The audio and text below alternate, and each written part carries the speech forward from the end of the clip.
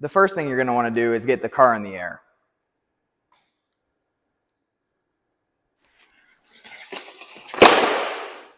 Next, you want to drain the oil.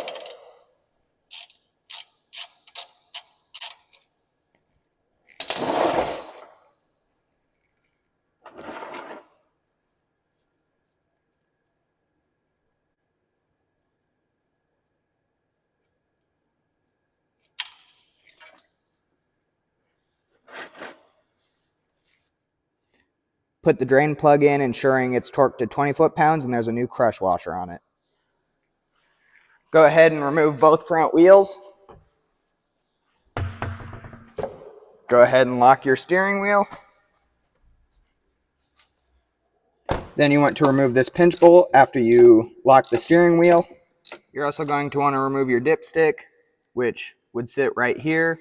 It goes down and there's a 13mm bolt on a little bracket, and then also this hose right here as well is connected to it. I just used a hook and pick set to pull this hose off, and then a 13mm with an extension to get that bolt out. Then what you're going to want to do is use a 1 1/4 inch wrench to break your fan loose. Keep in mind it's reverse threaded on there, so it's going to be lefty tighty, righty loosey.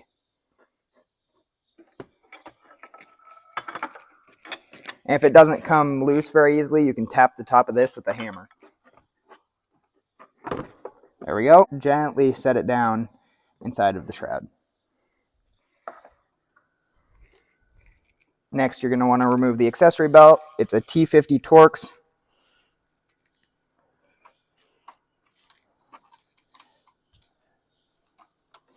And then you should just be able to slide it right off.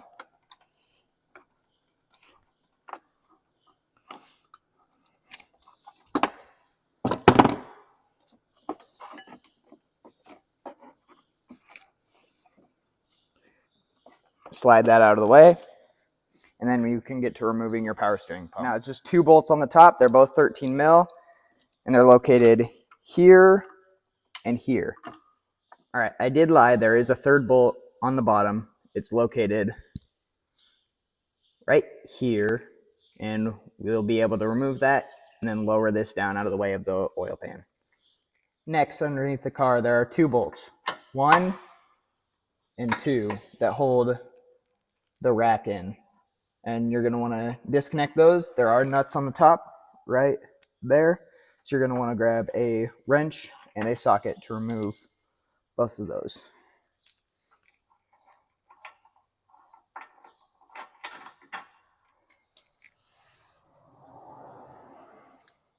All right, so there's a 16mm nut on this side that needs to be removed. You can see me spinning it. You're going to want a couple of extensions and probably one of these magnet deals. So once it's removed, kind of leave it down there, then go in with your magnet. Then you can grab it just like that. It's a 16mm. Then it's the same exact story for the other side.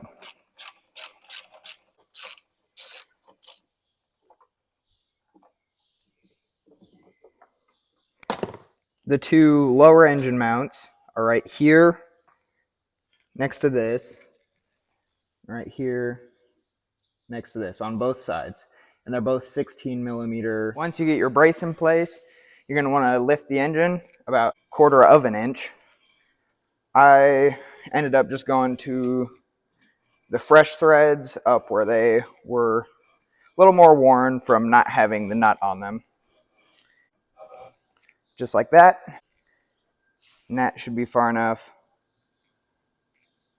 right there, just to where it's still poking out just a little bit.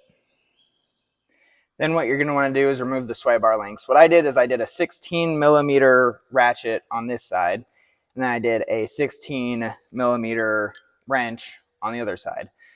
That way it would prevent this side from spinning while I was trying to take this off. And do that on both sides, and then pull it out of the way. Now you're about ready to lower your subframe. Make sure you support it. There's a little rubber piece right here that you can jack it up against. And then there are 3 bolts on either side. There's one kind of tucked behind the plastics up here, right there. There's one right here. And there is one right here on the other side of this. There, a little bit better view. And that is on both sides. So there's 6 in total and 3 on each side. Then you can lower your subframe, as I already have, and that will give you plenty of room to get your oil pan out. And also disconnect that sensor over there. I haven't done that yet, but I'm going to here shortly. I had to disconnect the sway bar on this side to fit the oil pan underneath. Be sure to add RTV on all 4 corners, as I have here. This will prevent it from leaking through these cracks. I've also added 2 bits of string to each corner of this gasket to prevent it moving while putting it in place. Get all of the bolts back in and torque to 9 foot-pounds. I torqued these rear E12 bolts to 25 foot-pounds. It's a 6mm hex with a 13mm on the top.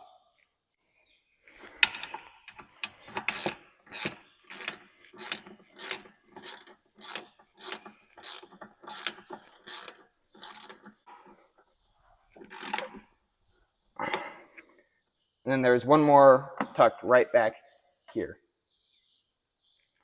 All right, I have all 3 bolts in on both sides.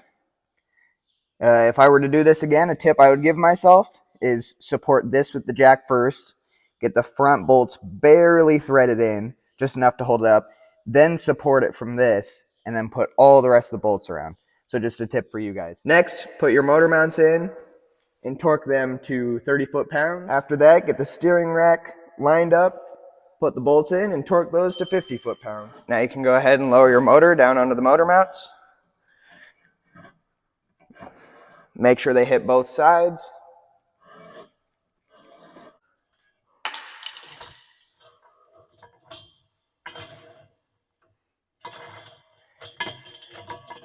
And remove the engine hoist.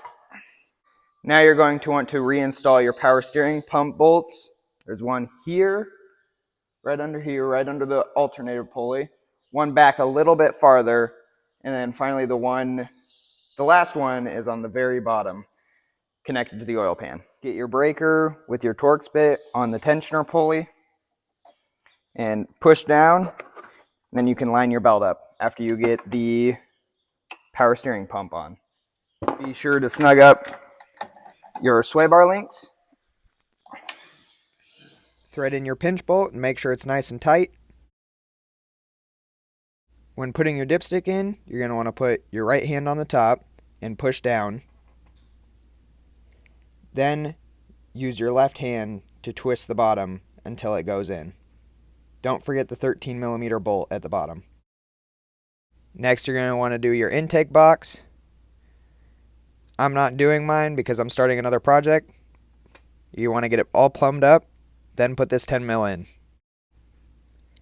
Then you're going to want to put your shield back on. I'm going to leave mine off to see if there's any oil leaks or spills under the car.